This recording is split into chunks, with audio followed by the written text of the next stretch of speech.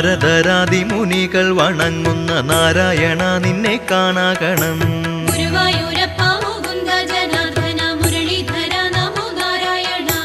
ശ്രീയുമ്മ വയ്ക്കും കളേബരം കാണുവാനായുസ്സു തന്നു കനിഞ്ഞിടേണം.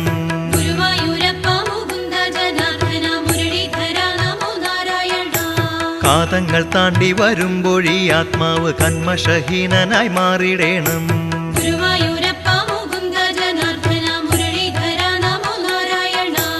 എന്നാളും അത്ഭുതം കൂറുന്ന ലീലകൾ നന്നായി എഴുതാൻ കഴിഞ്ഞിടേണം.